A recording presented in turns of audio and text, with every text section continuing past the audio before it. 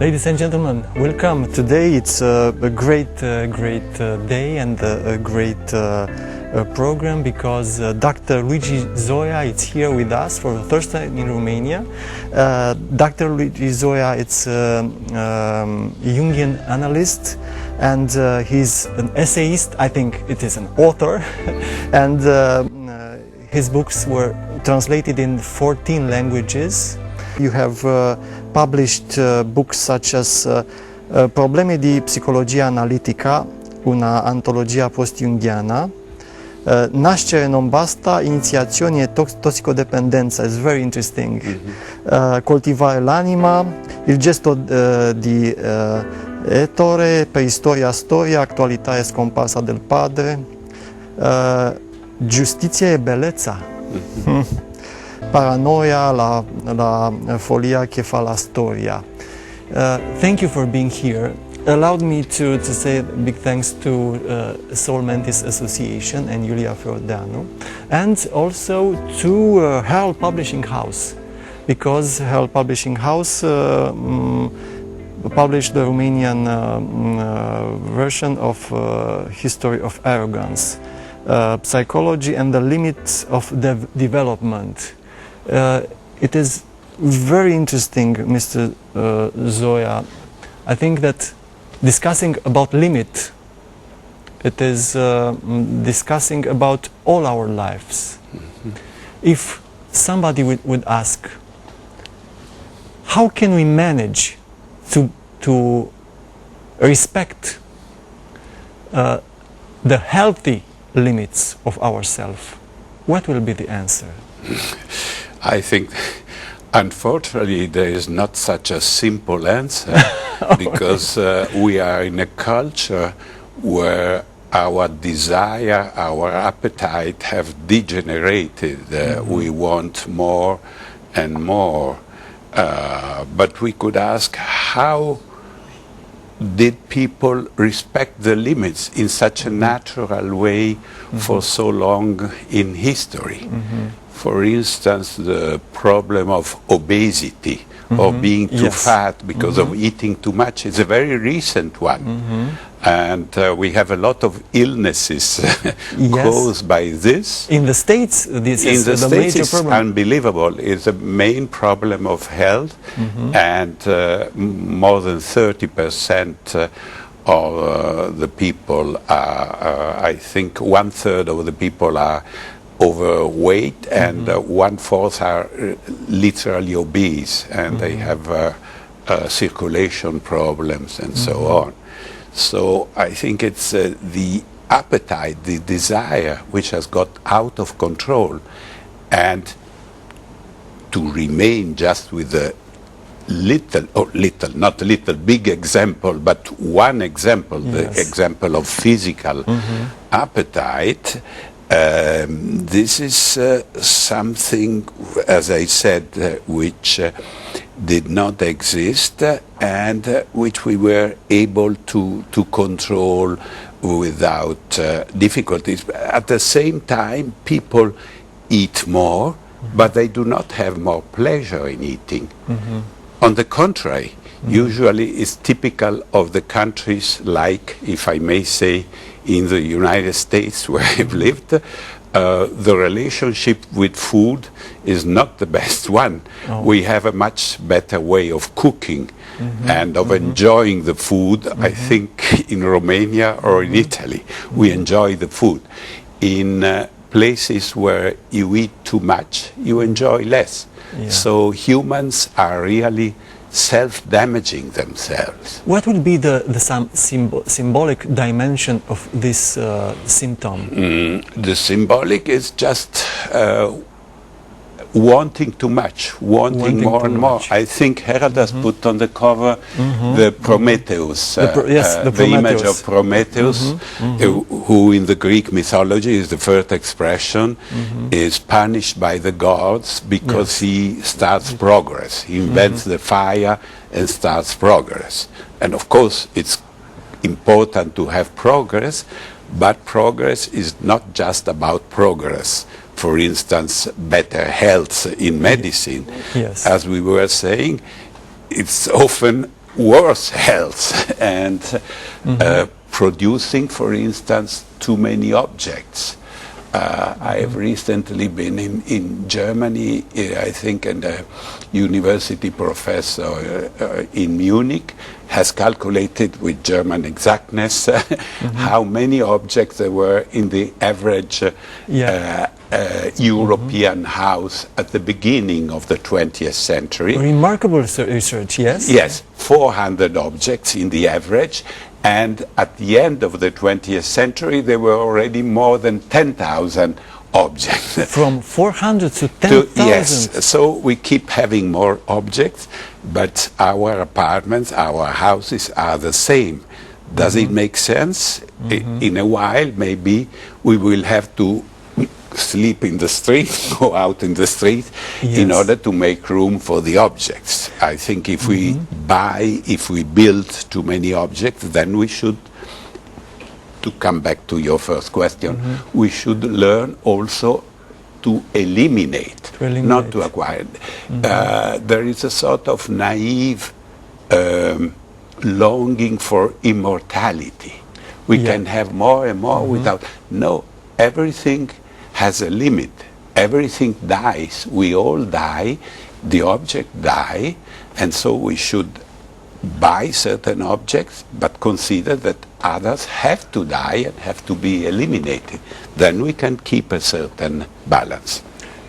We, the modern human being does not accept the finish, does not accept dying.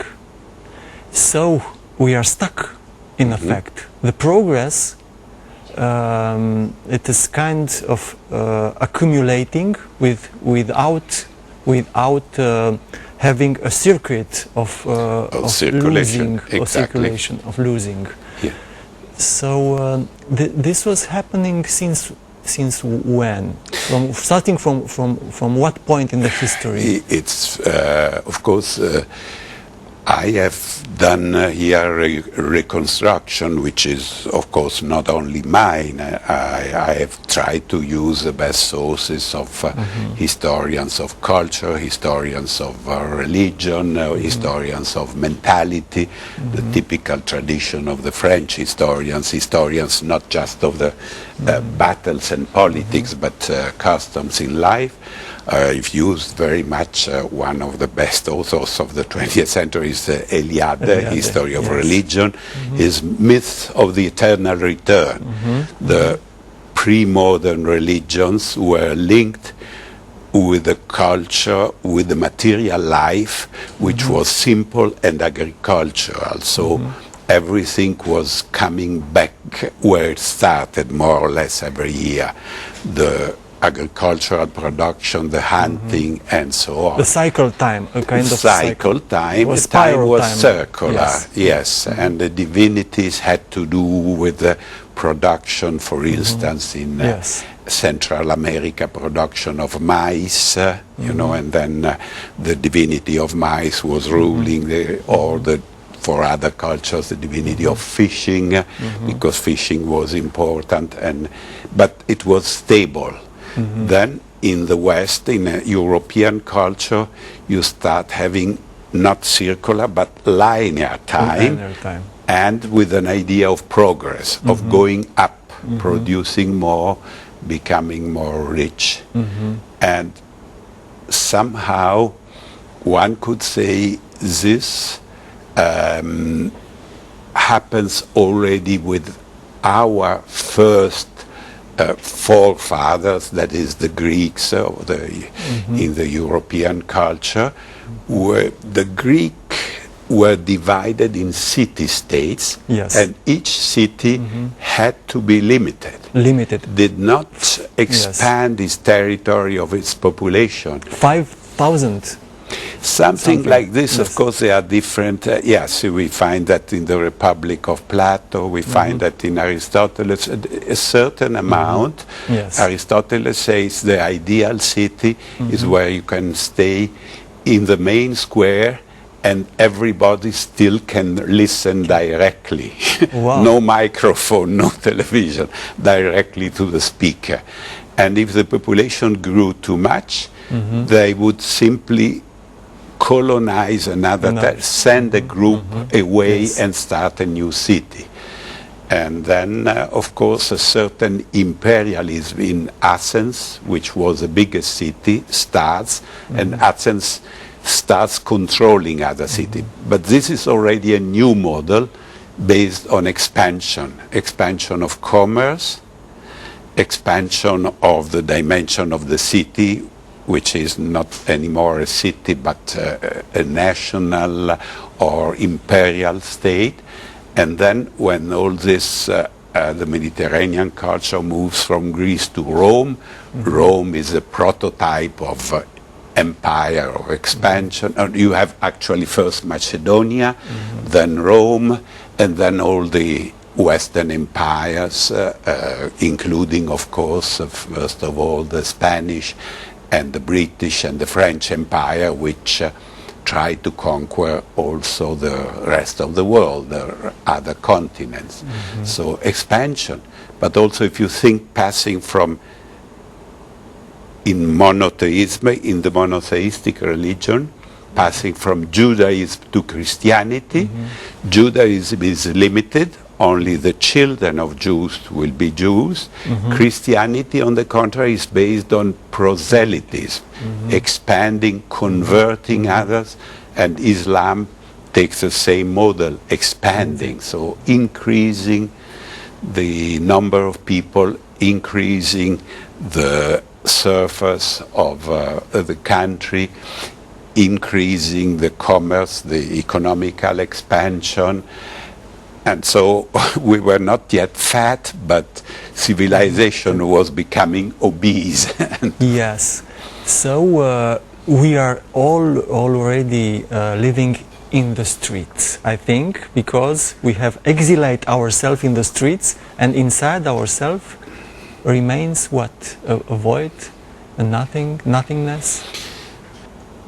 How can I say? Of course, I am a psychologist, a psychoanalyst. I would answer, inside of ourselves remains the psyche. We have to pay attention to our psyche and be, as Jung was saying, balanced. Not too much extroverted, interested only in the outer things, in the outer objects, but also take care of ourselves. And religion, in a traditional sense, has not really dissolved, it says, but partly dissolved and become a private matter. But if we are not religious, there should be some inner dimension anyhow, if not the traditional theological and moral dimension formed by a traditional religion like Christianity. So the time of our society is a linear time with no limit development, and where we will arrive in this particular way, because inside ourselves there is a compensatory movement of guilt, of self-destruction, and what's the perspective of the external world, at least in these conditions, in those conditions? Well, of course, I am once again just a psychoanalyst. I am not a politician or maybe a dilettante philosopher of culture, but the answer is we have to be worried because we know that the unlimited expansion of our economy is causing environment changes, and they could reach a certain point where they are not reversible. The global warming, for instance, we don't know, it's very difficult to measure, but certainly there is an alteration, a change, there is more pollution, and this is dangerous. And once again, in the short term, we have a benefit. In the long term, we don't have a benefit, we risk damaging ourselves. In the individual sense, we have a benefit or the illusion of a benefit. In the collective sense, it's quite different. For instance, when we all, I have observed that in Italy decades ago, and I think we are observing that in Romania now, everybody, every family is getting the car, the first car. But once you have this, the families want to have the second car of the family. And when they have the second, they might want the third. The point is that at the beginning, we are all, or we think we are all happy because we can move faster with more freedom. When every family has 3 cars, you don't have that freedom and you don't move fast. Yes. You have traffic jams, you have a lot of pollution, and the speed goes down. So, like with the food, bulimia, excess. So the situation is worrisome, and to rediscover the ancient myth. Let me remind that, yes, Jung was the creator of the idea of a collective psyche, the collective unconscious, and Freud created the expression, the myth is a universal dream of the collective, of the whole society. So a myth somehow is interesting because it expresses what we unconsciously know, but is not in our rational mind, like very often our individual dreams. And the Greeks, who were the creators by far of the biggest mythology, the majority of myths of our European tradition, had a lot of myths where wanting too much was punished. So in English, arrogance, in Italian, arroganza, wanting, or in Greek was hybris, to want, but to want too much. And then nemesis is the punishment, and they all went together. Both in the outside, if you wanted too much, there was a power punishing you, but also in our soul. The guilt feeling somehow, or the feeling of nausea, originates from that, of having one. But we tend to repress the second part, the nemesis, the limit. I think because we live in a culture which works, first of all, economically, and the economical push to produce more, to sell more, to consume more is there. On the contrary, there is no pressure to limit consumption. And this is dangerous. Economics and psychology. Yes. So you are expert in both fields, and this comparison, it's remarkable. So the dynamic of our psyche, it is quite different than the dynamic of the economic world. So this is the problem. Yes. Yes. Let me make this reference. This country has been till 1/4 of a century ago officially Marxist, I remember in economics I have studied Marx, and then in the 60s and the 70s when I was young, it was fashionable for many of the intellectual youth to be somehow Marxist idea, to change society. And for Marx, you have the understructure, the deep reality is economics, and the rest is called overstructure. Religion, literature, culture is a consequence. And frankly, being not so interested in economics, or not only in economics anymore, I thought I am more interested in psychology, and the psyche is the understructure. Yes. Because the fantasy of Marx, which was the other side of capitalism somehow, was saying, there will be an overproduction capitalism. And in a way, it's true. There is now an overproduction. But the point is that the deep motive of this is our desire. We produce more because we cannot control our desire. So I would put as a real root problem, the basic, deep down problem, the problem of desire. And economy comes as a consequence, is an overstructure of this. And since the Greeks, we have lost this relationship with desire.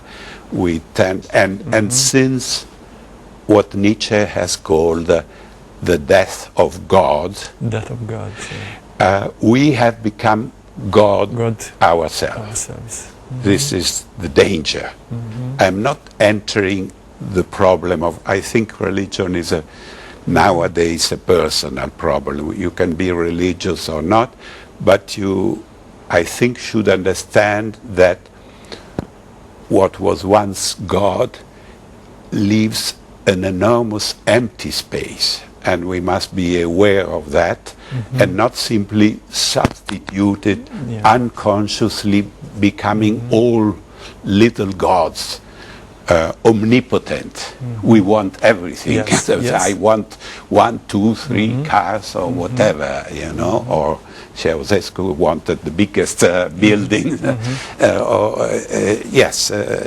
It shows up in a lay society, the indirect, unconscious presence of God.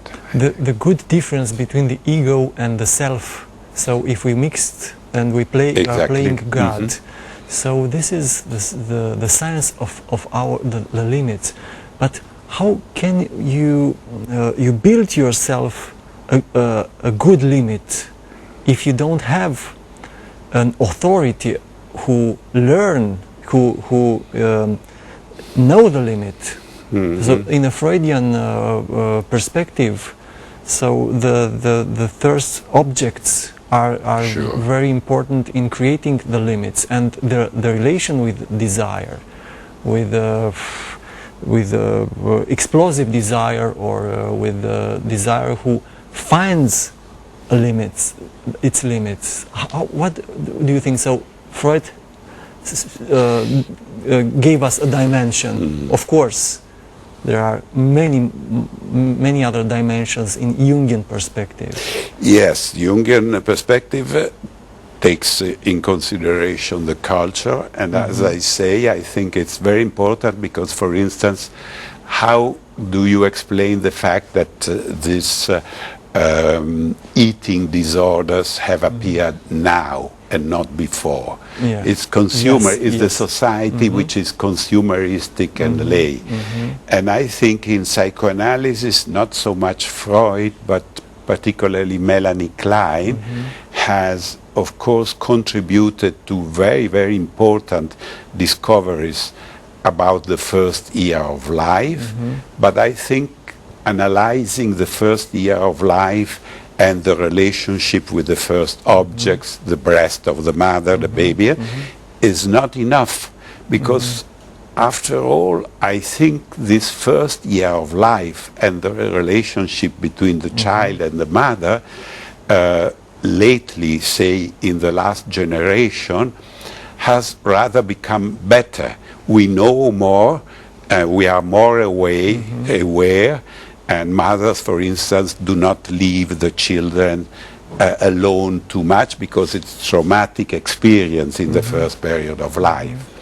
But the majority, I think, of the problems comes from consumerism, and it is born in the connection between consumerism, the consumeristic pressure, advertising, having yes, the problem, of course, until yesterday has been poverty, but we should ask ourselves in Europe if the problem isn't becoming to have too much money and buying, even in the poorest classes, we buy too many objects without need. There is an addiction to buying, and this is new, and this is not influenced so much by the first year of life. Yes. You see yes. what I mean? The relationship with the primary object has somehow remained the same or even become better. But it's a secondary relationship to object, which is totally coming from outside. We are bombarded in this sense, if I may use the Jungian term, it's all extroverted. We relate to the external object, not with the inner. We do not meditate, we do not take time. Also time is compressed. To come back, we don't have the patience to wait for the return of the previous time. Yes. Dr. Zoja, until reading your book, I was thinking that the actual way of knowing the world, the Cartesian world way, influenced our culture. So we are, in fact, we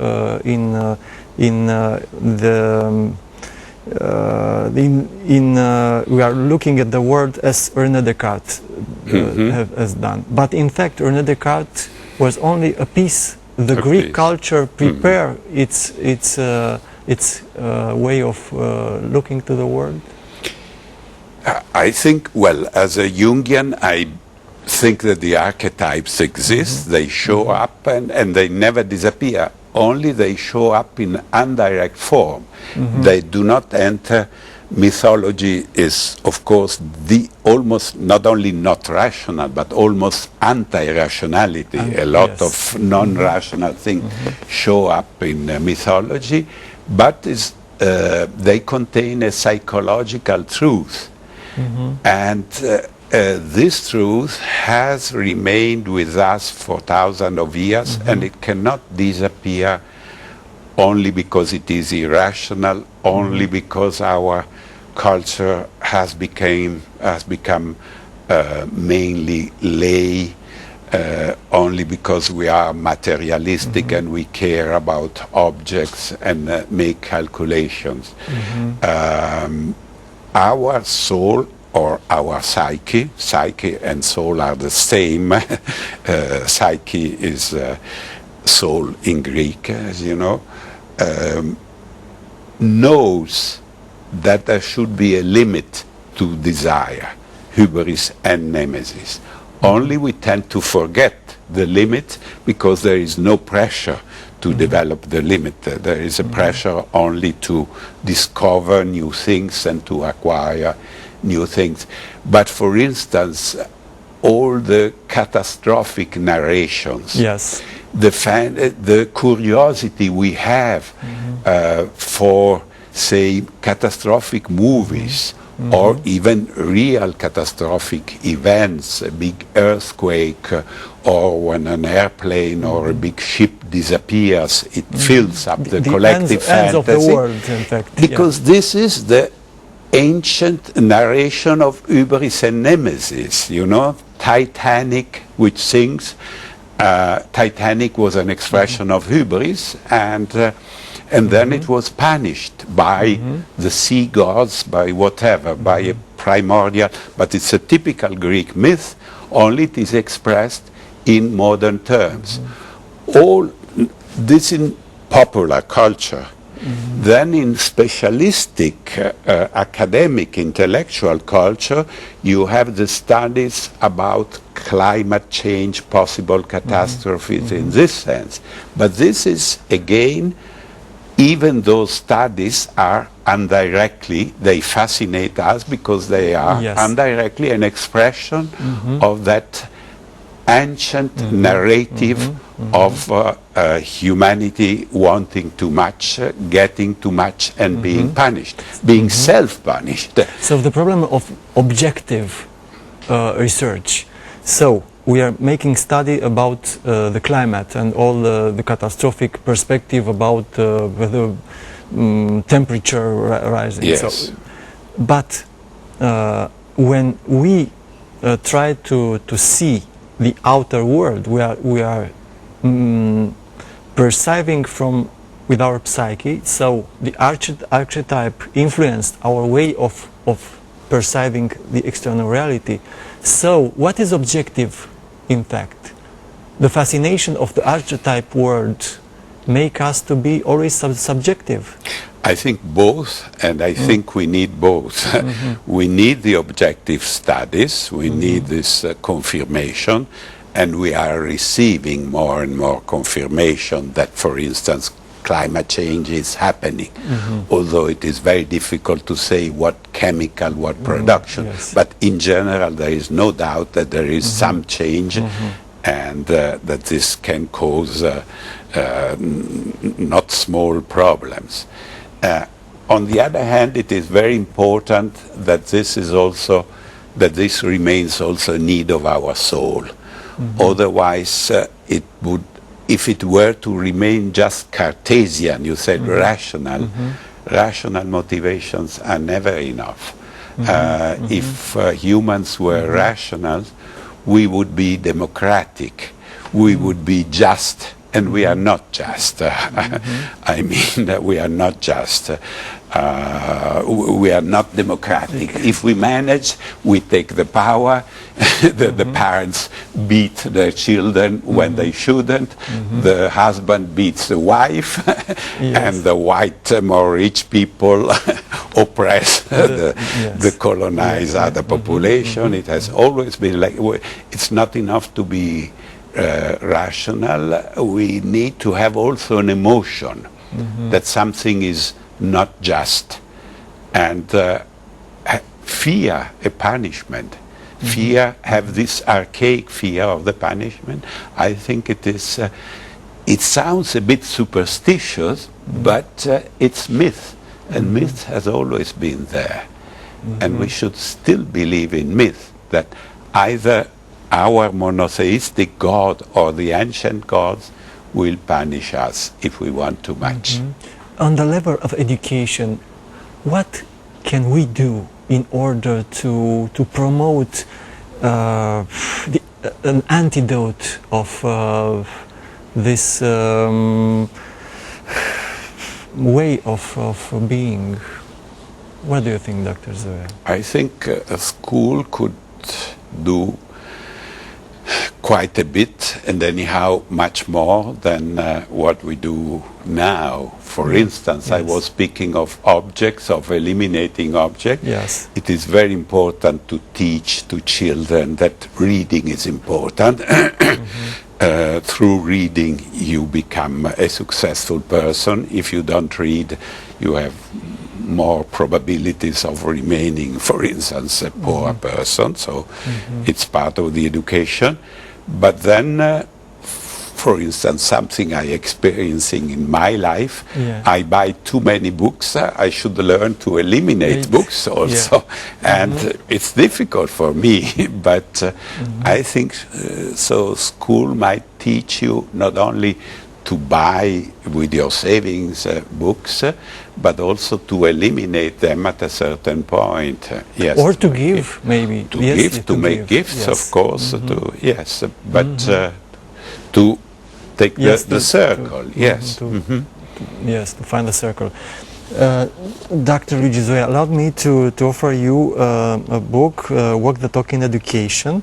It's a book, and I think about this important theme of giving in order to receive. To receive. Yes, it is a pleasure for me. Thank you very, very much. It is a project of research of Spirit University. Tonight you will have a conference, interesting conference on Spirit Central Studio Conference Hall.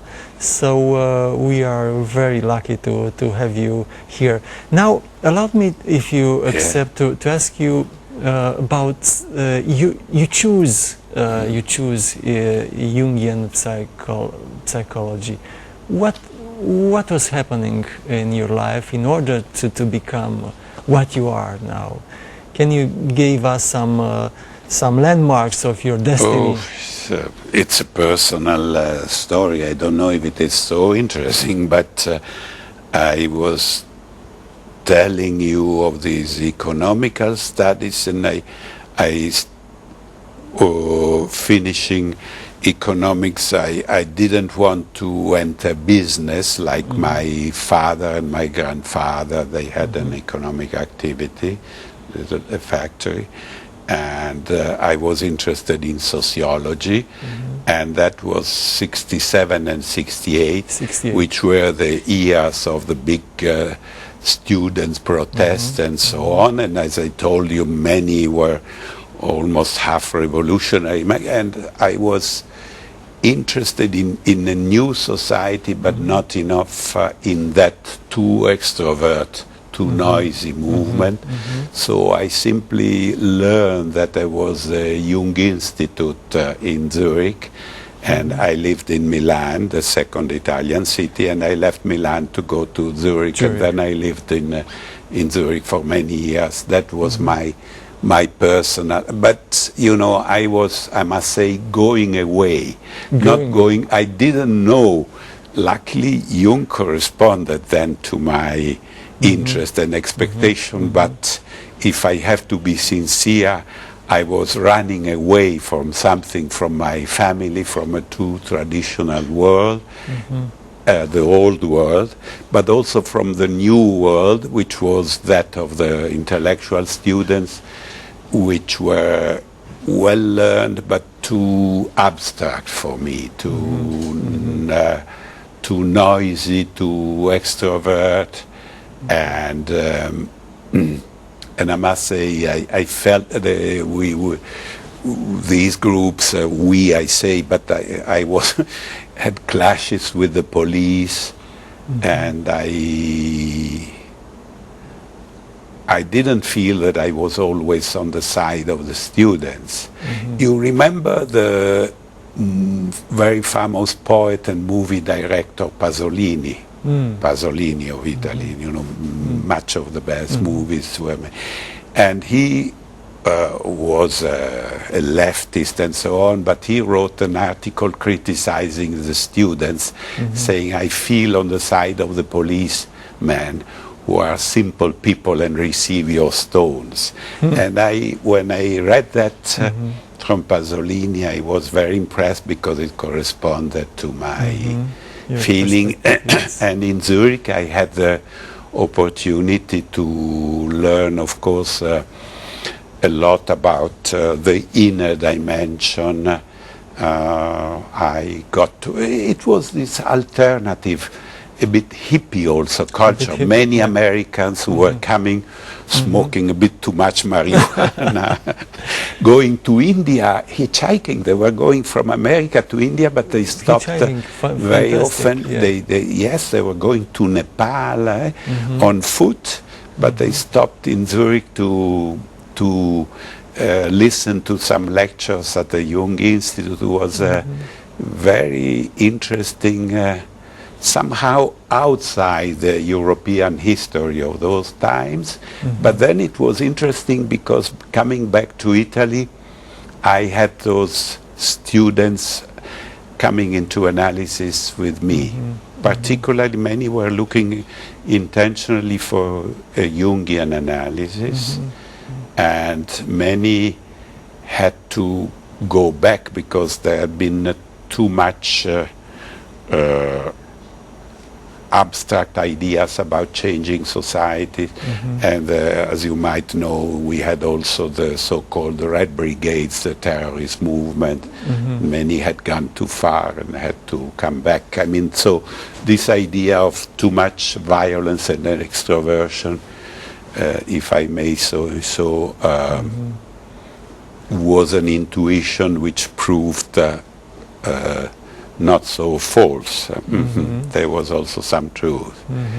Yes. Yes, and you was for 3 years the president of International Association for Analytical Psychology. Later on. Later on. Yes, at the turn of the century. Yes. At the turn of the millennium. Yes. How does it look today, the International Association? It's interesting because it's expanding. I must say, Of course, there was a lot of institutional, bureaucratic, not so interesting activity, but what was particularly interesting was to travel and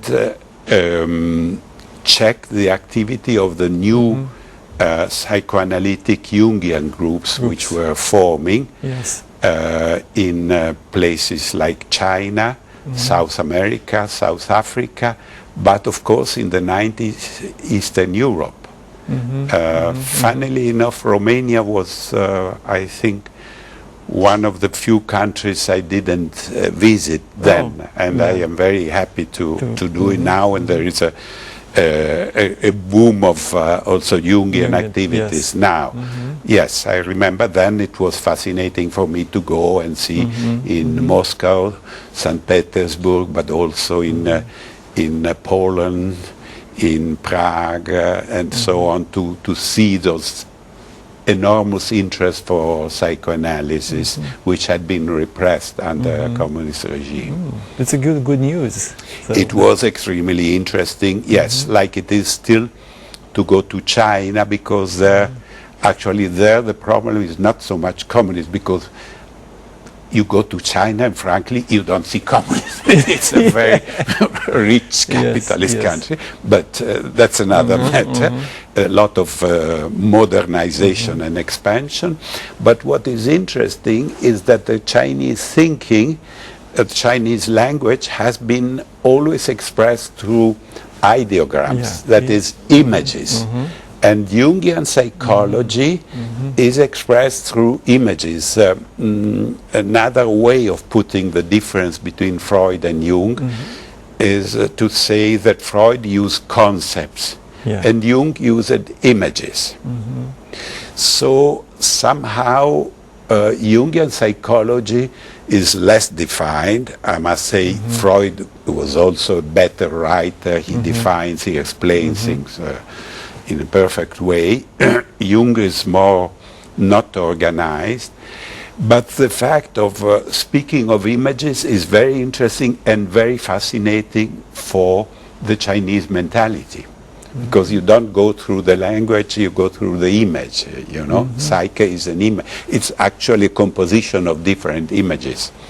You don't have the word psychology in Chinese. You must put different images together.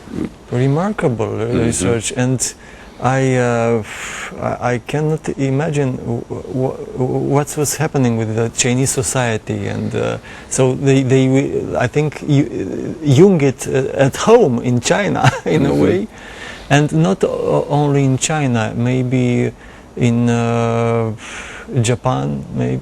I don't know. I think, but in Japan it's being practically a very developed Eastern Western country. Yes, I've been in Japan, but it has been developing since long ago. In China it's still relatively new, and the country is so big, and it develops.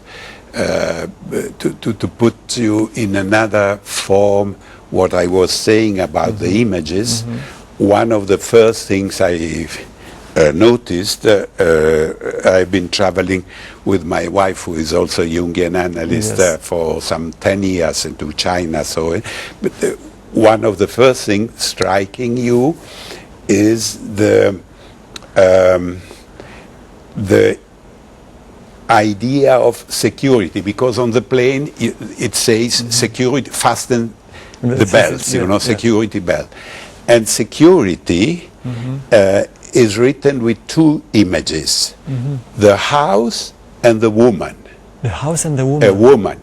A woman, not the man. Yes, and the woman, not the man. So this is, I mean, even if they had now 60 or more years of official total equality, because the Chinese constitution, since, you know, being communist, proclaims all at the same level.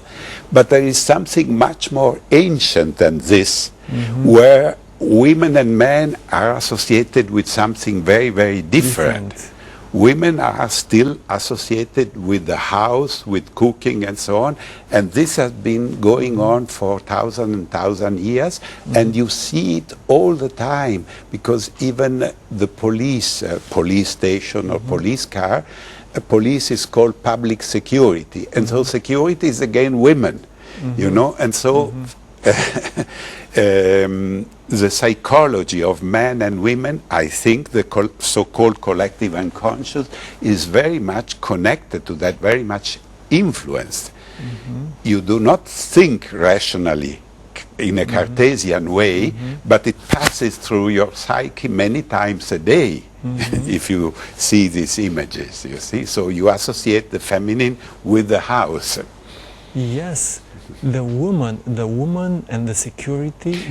Security is written putting together the two images, woman and house. So the woman belongs to the house, and the house belongs to the woman, and they both mean safe and stable.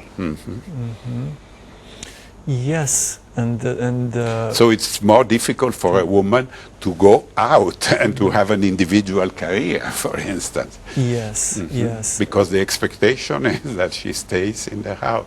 It's men-centered cultures, monotheistic. Very much. Yes, and the Freudian perspective was also a man-centered. In that sense, yes. And Jung tried to balance the woman with the man, the opposites in this project, East and West. East and West, man and woman, old and young. Yes, this is a way of putting psychic polarities, and he says when we have too much of a polarity, not only in the individual but also in the collective unconscious, there will be some reaction. And for instance, yes, no, the concept of enantiodromia. Yes. Exactly, a natural balance. If there is an excess, then, and for instance, we should wonder whether we haven't, in the West again, too much emphasis on youth now, which is a paradox, because our population is aging.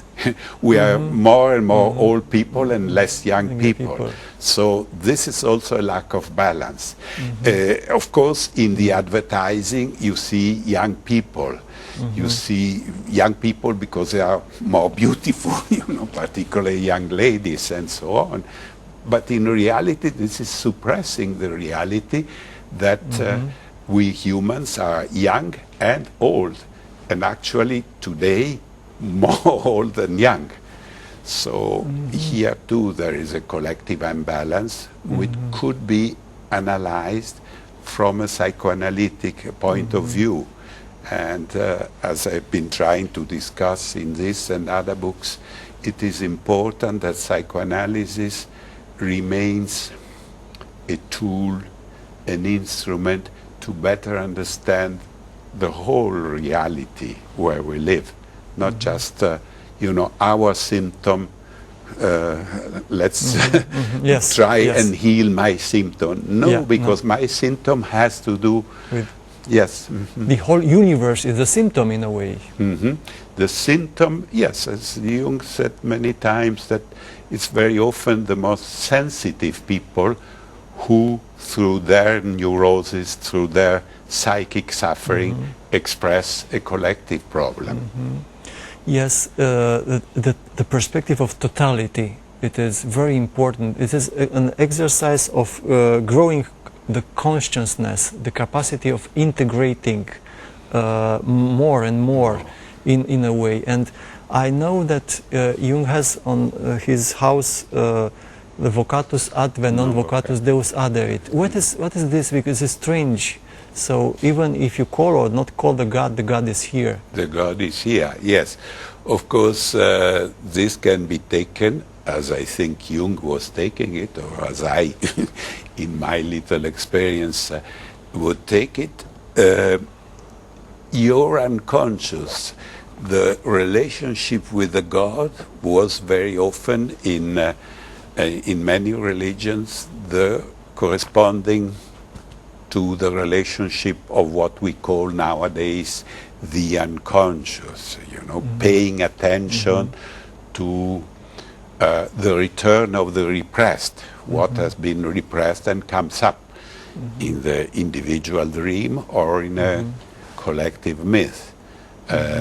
You might remember that Jung analyzed, for instance, the terrible manifestation of Nazism as a return of the pagan gods, particularly among Germanic population which have been Christianized relatively lately, and it was a return of the pagan gods, particularly of the gods of war.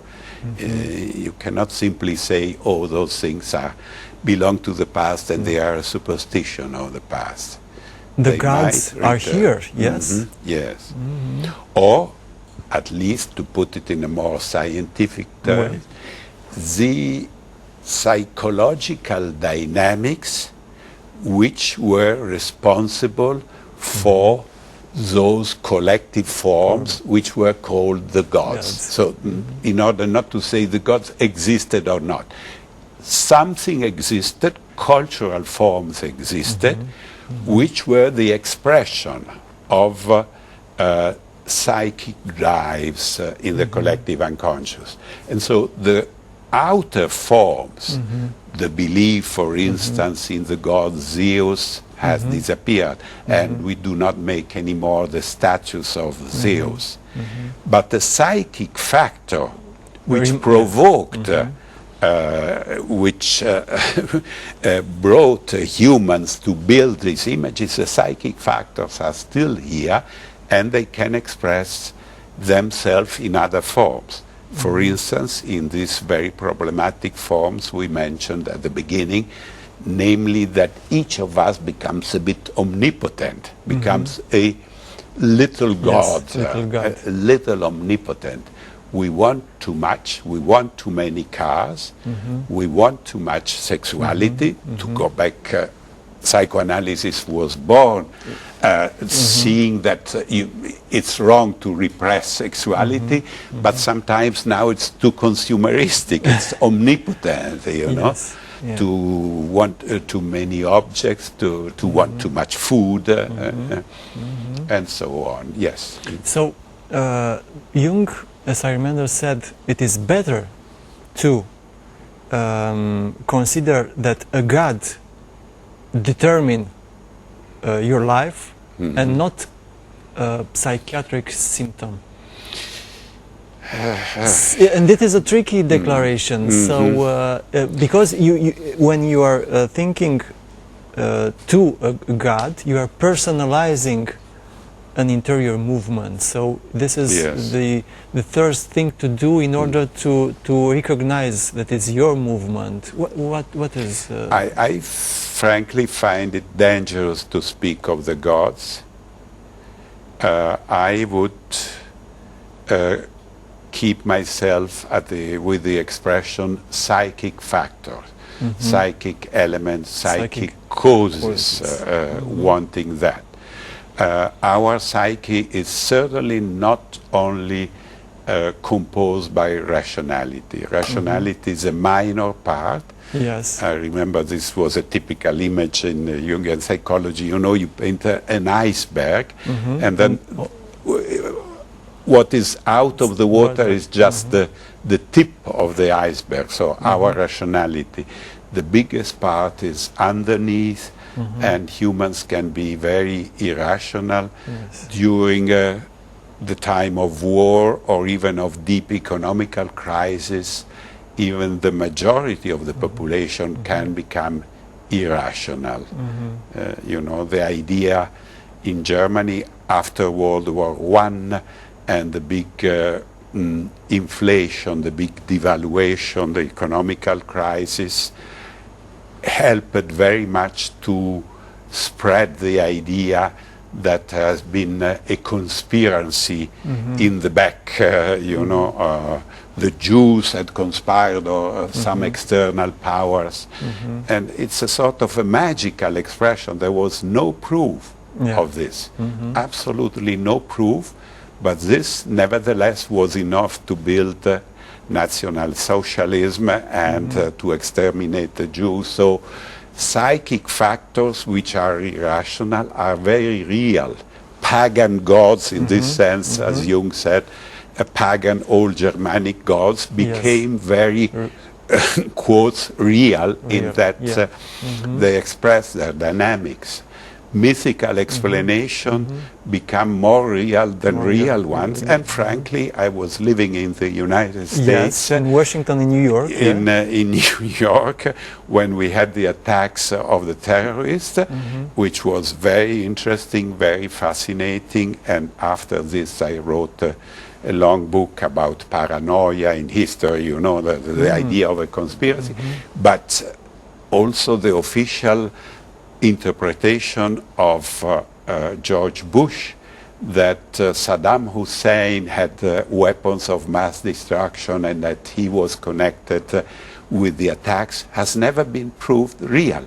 First, there has been never a demonstration that Saddam had a connection with the terrorists. Second, there has never been a discovery of weapons of mass destruction, but there has been a war. An invasion of Iraq and a war, and many people, both Americans and Iraqi, have died. So mythical explanation very often become very real, and too many people believe them. So this is the danger. This is the danger of our civilization. It was like this in mythical time, but it has been like this in the 20th century, and even the 21st century is not so exempt. It's a bit better, but not free. The most dangerous invasion, it's from the psychic factors. Yes, what Jung called the shadow. Yes, the shadow. The dark part of of the psyche, which we never control. Yes, Dr. Luigi Zoja, we only have 3 minutes from our program. I'm grateful that you are here, and we are very lucky that we can have your work. I know that a second book is translated now and will be published in Romania in Herald Publishing House, and also that we have a Jungiana collection in this way. If you agree to conclude our program and addressing directly to our viewers and saying something which can be for help in their life. Well, maybe it occurs to me just a very short story at the end of the book is beautiful. One of the short tales of Tolstoy, and it's a story of a man who is being promised as much land as he can by walking a circle in a day, and he's never satisfied. He runs and runs and runs, and only thinks about going and running around more and more land. And the only thing which comes to his mind is that he had a dream, and in the dream he was talking with the devil, but he doesn't want to think about that, runs and runs and runs. And at the end of the day, he collapses, head broken, and we know how much land a man needs, because that's the title of the story. How much land does a man need? Question mark. He thinks he needs much land, but as he dies in his effort to have more lands, he needs only 2 meters for his coffin, you know, graveyard. And of course, he had made a pact with the devil, and it's better not to make a pact with the devil who promises us to have too much, evidently. Yes, too much. Thank you again. Thank you. Thank you for